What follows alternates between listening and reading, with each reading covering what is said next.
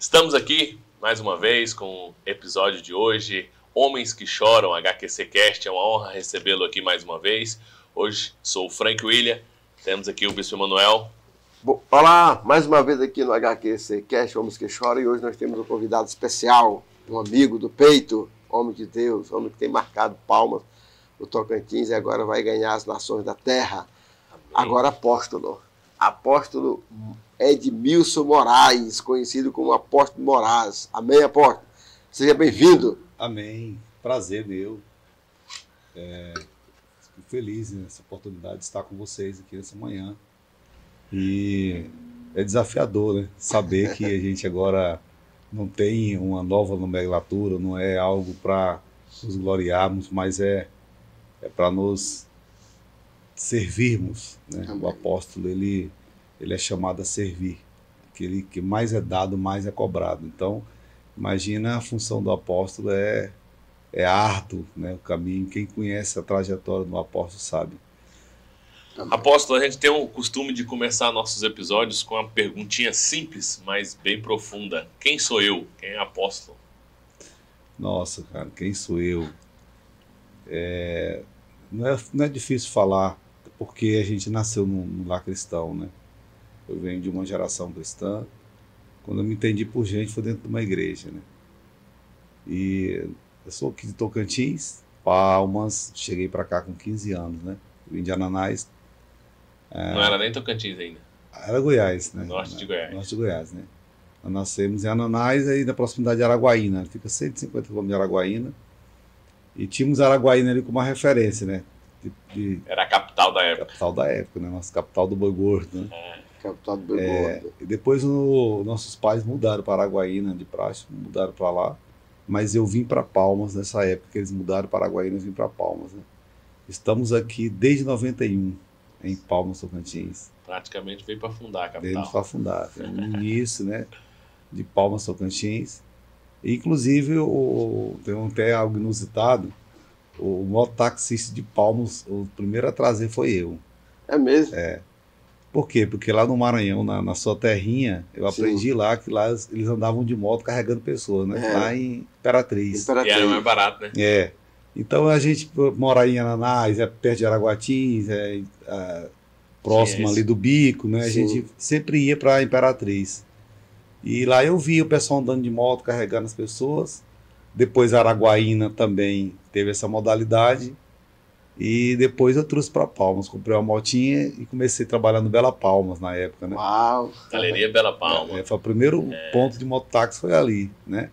Aí a gente abriu o primeiro ponto lá, depois eu abri na rodoviária, que era aqui na frente, que era de madeira, né? Que a primeira nas vans ali, né? Nas vans. A primeira rodoviária, na verdade, era lá de frente de Bela Palmas. Que era, essa eu não cheguei a pegar, não. Não, essa primeira rodoviária era lá. Depois mudou para cá. E eu fiz o primeiro ponto lá, depois abri o primeiro ponto aqui. E o terceiro ponto foi na Orenium, né? Depois Taquaralto. E eu fui para o serviço público, né? Fui concursado na Prefeitura de Palmas, como de praxe até hoje. E abri mão do mototaxista. Nem sabia que ia virar essa febre que virou, né? Pois é. Tem gente que não sabe, né, a história, né? Interessante. Mas vocês estão sabendo de primeira mão como é que funcionou a história, né? E falando em história, apóstolo, conta para nós aí uma história aí que já fez o apóstolo chorar. Só para não deixar meio que em branco essa questão minha, né, de vir para Palmas, a gente veio para Palmas. Eu vim para Palmas, bispo, dentro de um caminhão, prefeitura de Ananás, na mudança do meu irmão. Sim. Vim com a mala da minha avó, uma malinha que eu ganhei dela. Emprestado, que eu não tirei mala, né? Rapaz, que E viemos para cá, para Palmas, e começamos uma história, né? E ficamos 4 anos no mundo aqui, 4 anos, porque vim para morar com meus irmãos e eles estavam perdidos. Eles já moravam aqui? Moravam aqui. Vieram bem no início mesmo, 90 dinheiro, para fundar Palmas mesmo, né? E eles, filho de crente, mas vieram cair na bagaceira, né? Palmas naquela época era terrível, né? Porque era garimpo, né? Sim. Que era garimpo, então a galera trabalhava muito durante o dia e a noite, eles iam curtir, beber, essas coisas todas, né? E eu vim para cá, saí da casa dos meus pais, adolescente da igreja, caí na mão desse mundo. 2 irmãos perdidos, né? E fatalmente eu me perdi nesse período, fiquei 4 anos no mundo, de meus 15 a 19 anos, eu fiquei no mundo, né? Mas depois que eu voltei para casa dos meus pais um período, eu já com 19 anos, fui num culto na igreja batista. Estou resumindo bem aqui, né, para nós correr. E fui num culto na igreja que é a nossa igreja mãe, né, na Araguaína, Igreja Batista Betel. E eu lembro de um culto, isso marcou minha história, que nós estávamos num culto de domingo, e o pastor Batista, inclusive ele está em Palmas, se ele estiver ouvindo, Deus te abençoe aí, meu irmão, você é um paizão, um cara de excelência. Pastor Batista fez o apelo, e eu lá no último banco, quietinho, querendo ir na frente, mas não tinha coragem. E ele liberou essa palavra, isso eu marquei o meu tempo como ministro, e eu gosto de fazer isso, igual ele fez. Ele disse, olha, se você não teve coragem de vir aqui na frente, depois do culto me procura. Ele falou essa palavra. Porque eu sei que tu tá com vergonha, mas depois do culto me procura, que a gente vai orar junto. E terminou o culto, eu fui cumprimentá-lo, né? E ele disse, eu sei que Deus falou contigo. E eu falei, realmente Deus falou. Vai voltar hoje? Eu falei, vou. Naquele momento, aquelas pernas bambas, nervoso, tremendo, né? Voltei para Jesus e nunca mais saí da presença dele. Estou com 50 anos hoje. E de que 4 anos foi uma página em branca, né? 4 anos não tenho do que me gloriar nesse período. Mas estamos servindo o Senhor, né? Fomos líder de jovem, consagrado a pastor, consagrado a bispo, e hoje somos apóstolos. Nessa história sua, a gente comprova, né, que o homem é influência do meio, né? Meu Deus. Como somos influência do meio. E como falar dessa geração de homens? Dos nossos pais, dos nossos avós, eu com 50 anos aí, meio século, né? Dá para fazer uma análise assim, na sua vivência, na sua história, ao longo dessas passagens, experiências de vida, como que o senhor tem visto a figura masculina, o homem, essa mudança que tem acontecido por influência do meio? Olha, o que eu tenho visto, o homem tá perdendo identidade, né? O homem está perdendo essa parte masculina, né? Essa referência de pai, essa referência. No decorrer do tempo, o homem ele tem deixado de ser influenciado, né, por essa geração medíocre. O homem tem vivido a mediocridade, né, na média, e o homem não é para viver a média. O homem foi posto por Deus, foi criado por Deus, a imagem e semelhança dele, para governo, né, por cabeça, não por cauda. E o que os homens têm feito ultimamente? Eles têm deixado de ser levados pela grande mídia, pela massa, né, pelas informações que estão colocando o homem numa posição que não é a posição dele, né? Então, trazendo um homem um papel que não é do homem, né? Então, tem se deixado de ser influenciado por essa geração, por esse tempo. Eles não estão carregando a genética. No nosso meio, por exemplo, na história do homem, aqui, por exemplo, no Brasil, onde nós estamos, eu tenho aprendido que o homem, ele tem que ser protetor, ele tem que ser provedor. Eu aprendi isso com meu pai, né?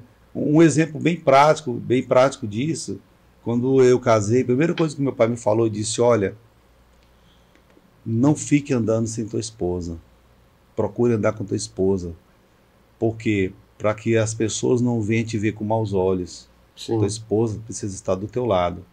E uma das vezes ele entrou no meu carro e disse assim, a minha esposa queria dar a cadeira da frente para ele disse, não, essa cadeira aqui tem um dono e essa cadeira é sua. Nunca se esqueça disso. Falou, essa cadeira do lado é da sua esposa. Então, é essa referência, né?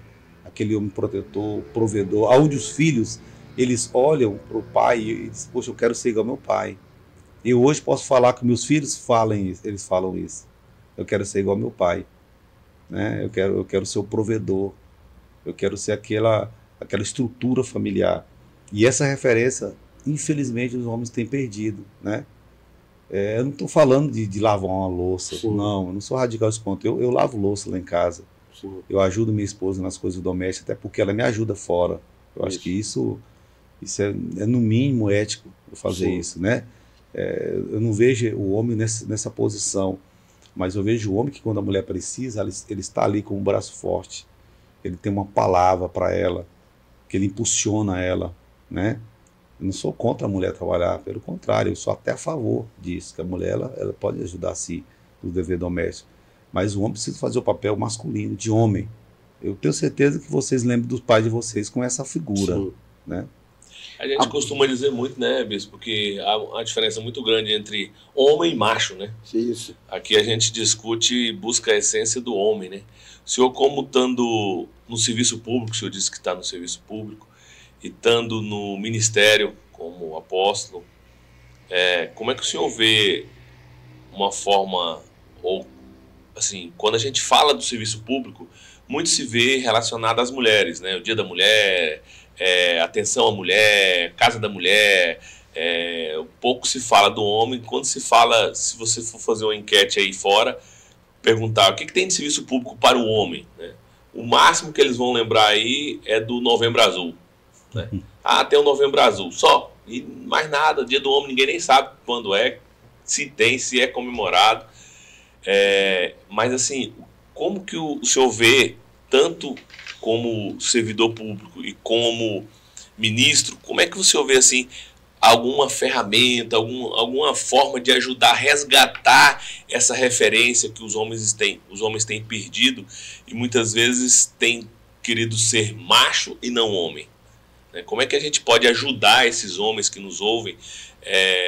Nós já falamos aqui, já trouxemos o pessoal da Cabana, né, outros legendários e outros movimentos que têm se levantado para tentar resgatar esses homens. O que o senhor vê aí nessa sua vivência, nessa sua experiência, que a gente pode estar oferecendo para esses homens? Trouxemos também o Capitão Lacerda, né, Coronel Lacerda, que ele trouxe a questão da capelania do Polícia Militar, que tem tentado resgatar, que está tendo muito alto índice de suicídio dentre os homens, né?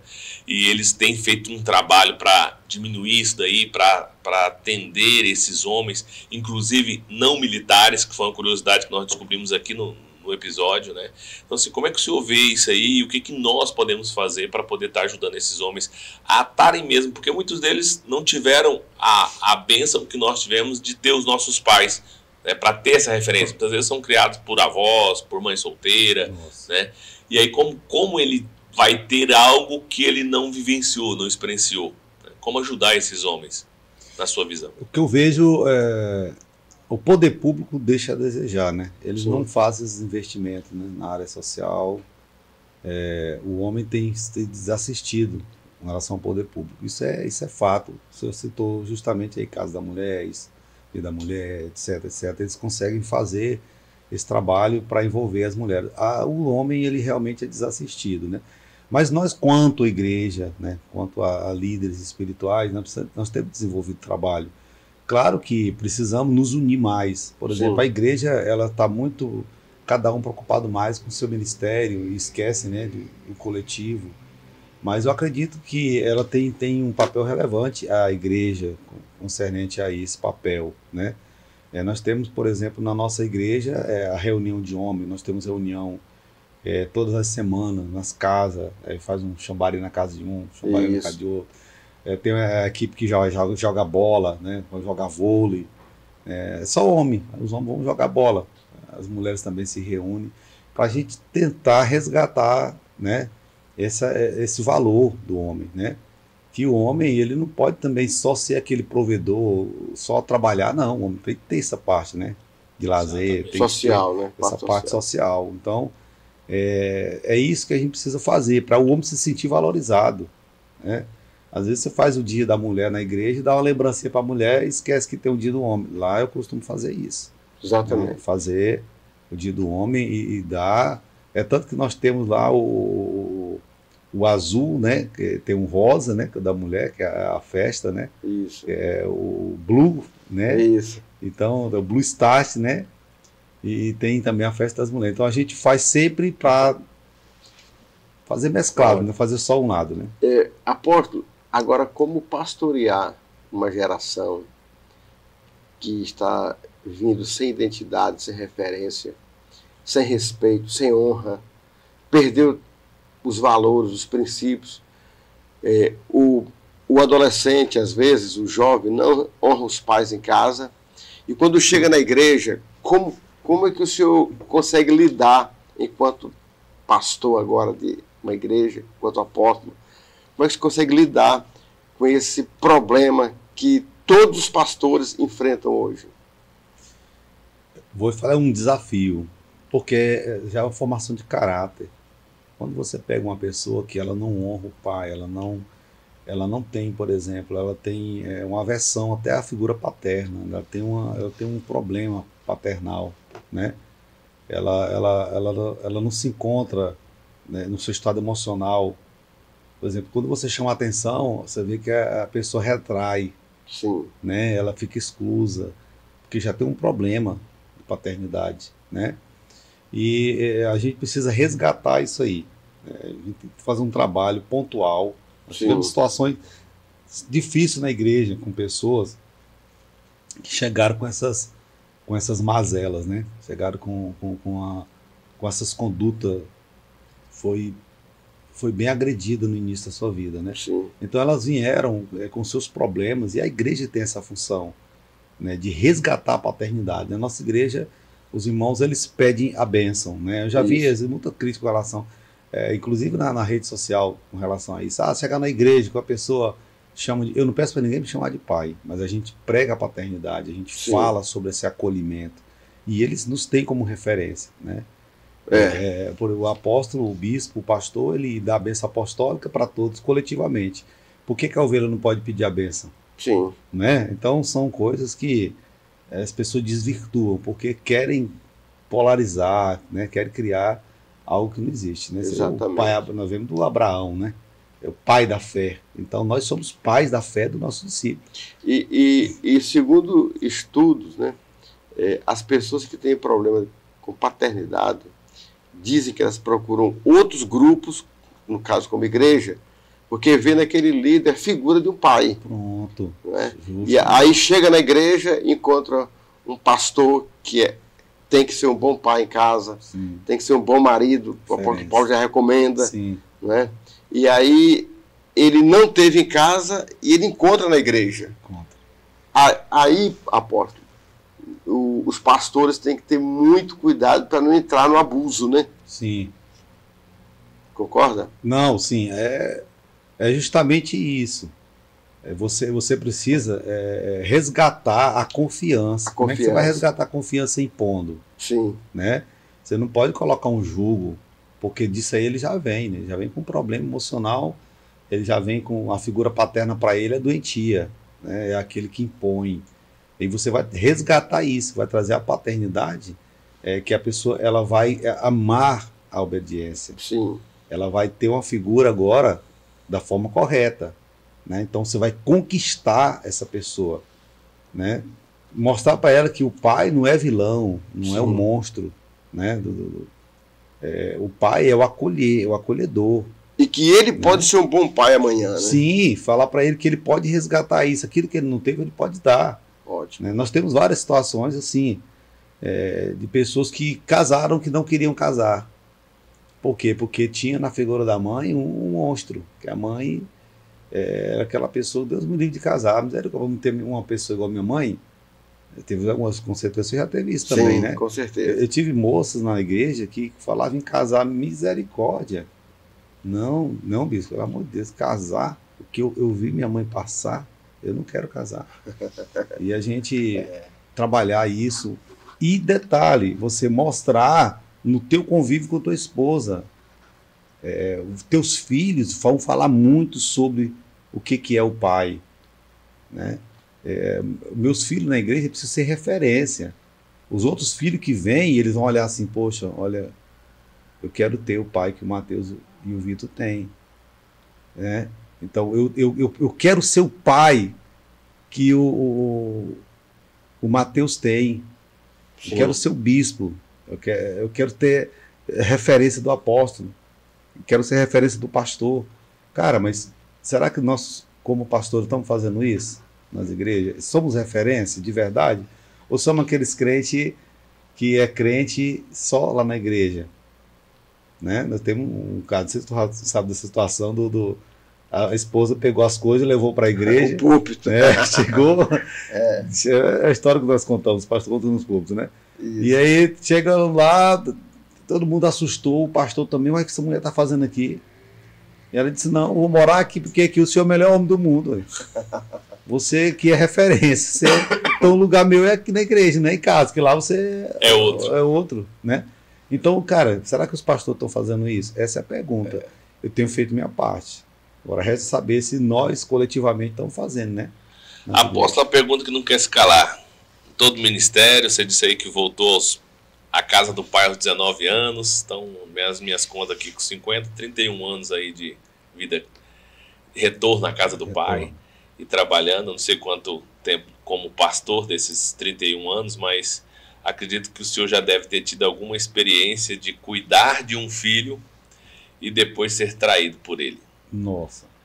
Se já teve, escolha um aí para nós aí, conta uma história para nós aí. Caramba. E diga como é que foi superar tudo isso e continuar amando pessoas. Eu acho que todos nós que já passamos por um evento desse, o crucial é você continuar a sua missão e aquela dor ali se transformar numa cicatriz e parar de doer. E você não ficar naquela expectativa de que vai acontecer de novo, de que você vai passar por isso novamente. E como é que é? Conta para nós aí uma experiência que o apóstolo já teve. Algum tempo atrás, no início do ministério pastoral, a gente erra muito, né? A gente tem algumas escolhas, a gente faz algumas coisas e termina que a gente, no decorrer da frente, você vai vendo, poxa, aquilo ali realmente eu tinha que passar porque eu vacilei, né? Mas é bom, porque a gente aprende, né? A gente precisa entender que a gente é pastor. E quando a gente é pai, o pai espiritual, não é o pai paternal, carnal, sangue, né? E às vezes a gente quer ser aquele pai de sangue. A gente quer realmente fazer a função dele e nunca pode fazer, porque aí você vai levar um problema, né? Pai espiritual é uma coisa, o outro pai é outra coisa. E eu, na verdade, eu não era só o pai espiritual. Eu realmente fiz aquela parte de pai mesmo, de dar comida, de dar casa, de carregar a pessoa no ombro. A minha casa tinha 15 pessoas que comiam lá, 20 pessoas, 10 pessoas, nunca ficou menos de 10 pessoas, né? A gente tinha um custo muito alto financeiro para bancar tudo isso, né? Então, assim, eu peguei as pessoas, teve um jovem assim, específico, não vou citar nome, sim, claro. Mas teve um jovem que eu cheguei a dar uma rasteira nele, mobilizá-lo e botar dentro do carro, ele possesso, drogado, e levar para casa e ele ficar 3 anos na minha casa. 3 anos? 3 anos. 3 anos, sem trabalhar, sendo cuidado. E quando ele estava limpo, tratado, obreiro, ele era levita na casa, era baterista na igreja. Depois, no dia que eu falei para ele voltar para a casa dos pais dele, para agora ele resgatar a família, ele nunca mais voltou. Meu Deus. Né? Porque ele queria aquele conforto, ele queria a estrutura do bispo, ele não queria Jesus, né? Sim. E depois o Senhor foi me tratando com relação a isso, né? Ele foi me tratando que dessa forma eu não ia conquistar. E eu fui vendo o próprio Jesus, né? Quando ele para ali, então, de trazer o pão para o povo físico, que ele começa a falar que o pão é ele, as pessoas abandonaram. Ele olhou e disse: só tinha os 12, né? Ele ainda fala ainda: vocês estão fazendo o que aqui, né? Você não quer ele também? E Pedro, então, Senhor, para onde iremos nós, né? Então, esse episódio aconteceu com Jesus. E eu, então, fui aprendendo ao longo do tempo que não era assim que ia funcionar. E teve pessoas que a gente acolheu de uma forma a dar realmente o nome, né? Você tem pessoas que carregam teu celular, que carrega teu cartão de crédito. Terminei que confundi muitas coisas. Sim. Mas eu não tenho mágoa, Deus sabe do meu coração, não tenho mágoa nenhuma. Até porque você precisa entender esse processo, né? Agora eu aprendi uma coisa, que quando a ovelha ela se rebeleia, quando ela decide ser o pródigo, ela tomou o caminho dela por ela mesma, Sim. eu não vou atrás. Eu vou atrás da perdida. Né? Aquela narrativa do pai do filho pródigo. Sim. Ele respeitou a saída do filho, nunca deixou de amar. Esse é o ponto. Não foi atrás. Mas não foi atrás. E eu costumo seguir esse princípio e ter dado certo. Esperava todo dia o filho voltar. Todo dia. É assim que eu faço. Eu espero todo dia. A igreja está lá, todo mundo sabe o caminho, sabe onde é que fica a igreja, sabe meu telefone, sabe a minha casa. Se não estão indo, Paulo fala, saíram do nosso meio porque não eram dos nossos. Se fosse dos nossos, estaria conosco. Então, eu costumo pegar isso aí, cara, e falo para mim mesmo, eu ministro para mim mesmo. Quieta tua alma. Fica tranquilo, Deus está no controle.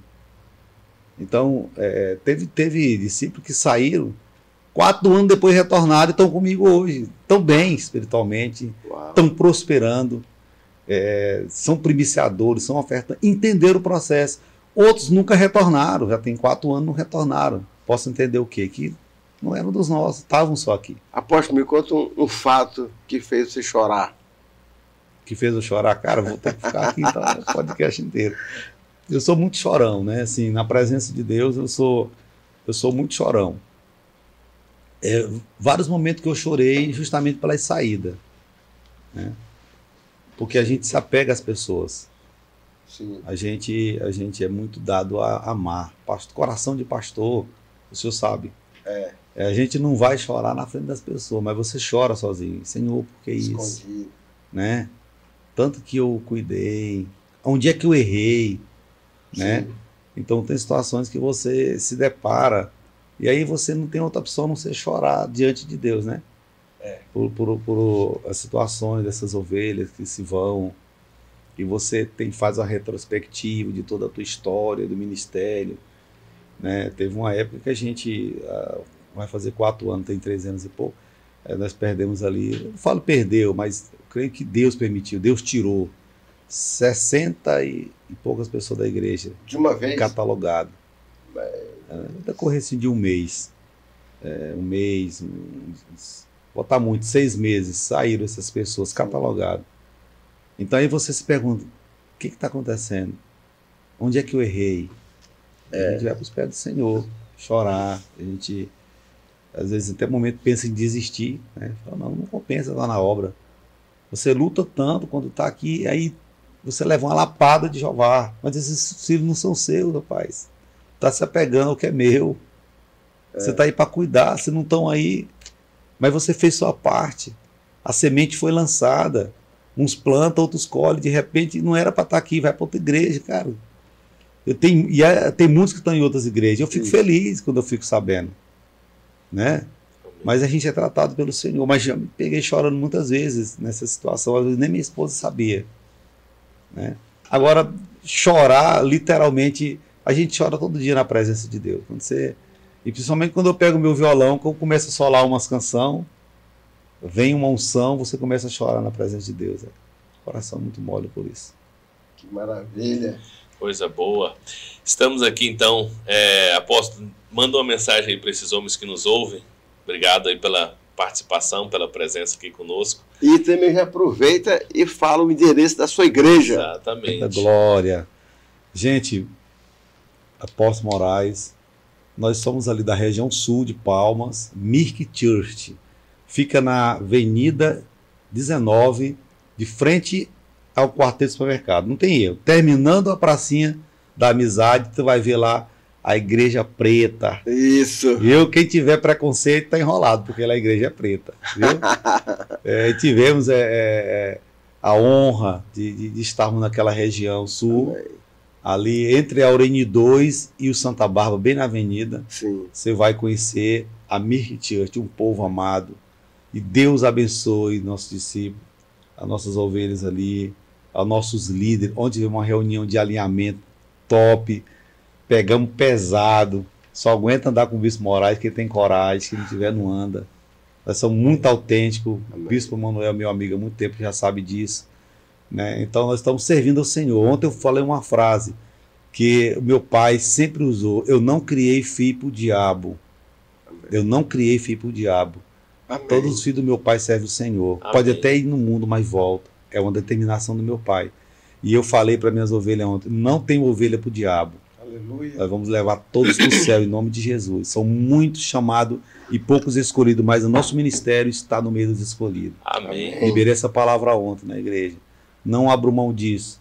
Mas eu quero agradecer vocês, o Amém. meu amado bispo, amigo, Amém. Frank. Cara, você é top demais. Obrigado. E andando com o meu amigo, agora é meu amigo também. Amém. Tá? Aleluia. Agradeço a Inclusive, vocês, temos a virada da adoração, que agora, dia 31 de maio, vai ser a nossa segunda virada da adoração, né, Sr. Manuel? E Isso. aproveito para convidar o seu ministério para estar assumindo um horário lá conosco. Sim. Cada igreja, independente de placa, independente de credo, a gente está ali liberando 1 hora. A gente começa às 18 horas com drive-thru na porta da igreja, com oração pelos carros que vão passando ali. E às 19 horas a gente começa só louvor e adoração. Ó, Se tiver ministério de dança, quiser levar, quiser trazer uma palavra no meio do louvor, quiser levar só o ministério de louvor, instrumento não precisa, a igreja tem, se quiser levar, pode levar. Ah, só tem só o ministrante, só eu mesmo vou lá solar lá. Pode ir, o pastor Lucão da Tibapa, que nos ouve, esteve com a gente no último, o pastor Ledson, o Ezinho da Fonte da Vida de Palmas, Fonte da Vida de Porto.